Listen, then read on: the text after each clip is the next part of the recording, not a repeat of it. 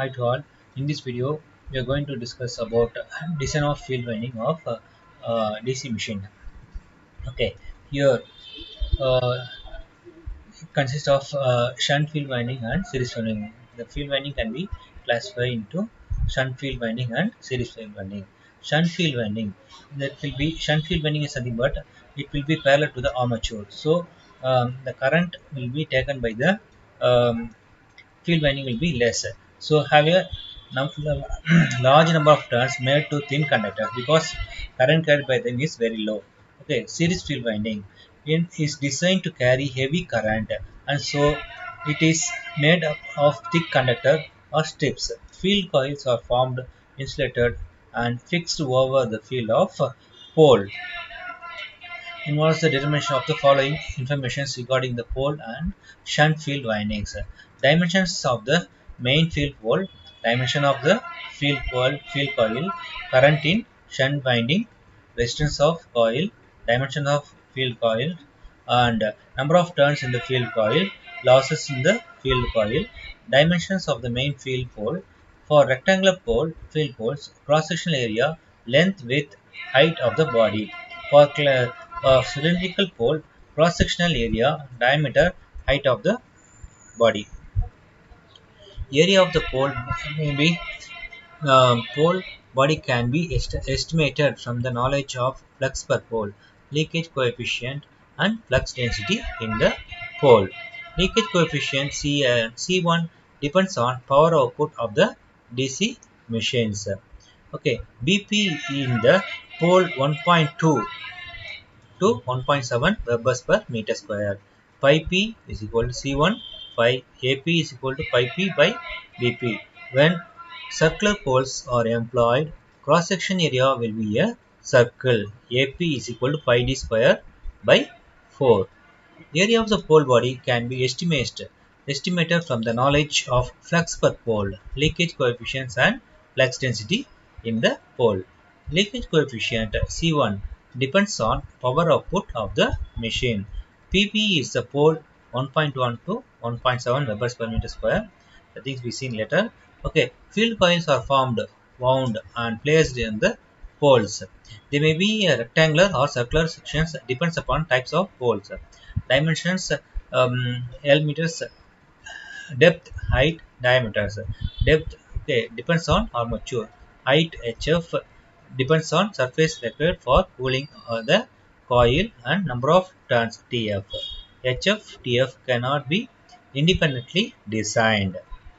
Okay, LMT calculated using dimension of pole and depth of the coil.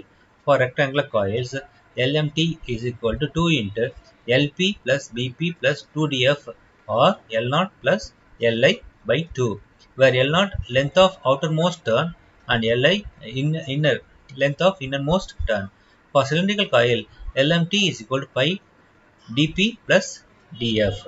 Number of turns in field coil when the ampere turns to be developed by the field coil is known. Okay, the turns can be estimated. Field ampere turns on load ATF1 is equal to I1 F1 turns in field coil. TF is equal to ATF1 by IF. Power loss in the field coil is copper loss, depends upon resistance and current.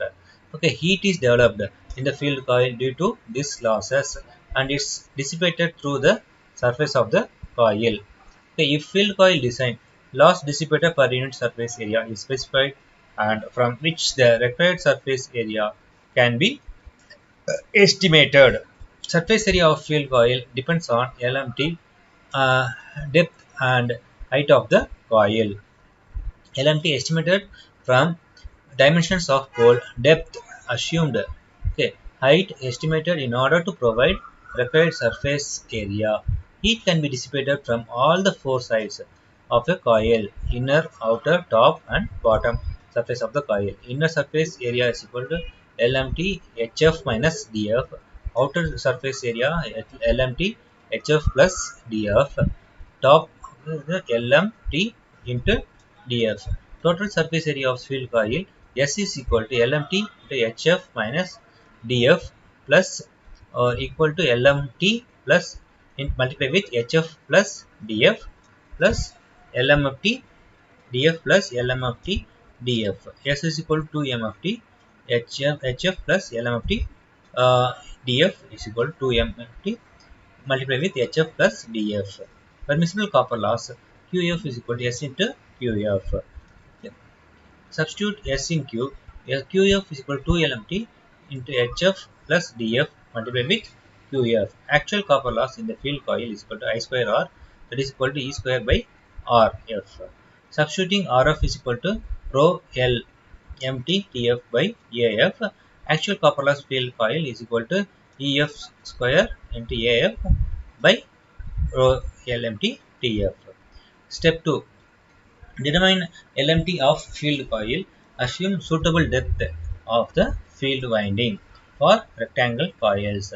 So these are the steps we should follow to find the coil. Okay. So determine the field coil. Assume the suitable length of field winding for rectangular coil. Okay. For cylindrical coil, LMT is equal to pi into dp plus df. Step 3. Calculate the voltage across each shunt field coil.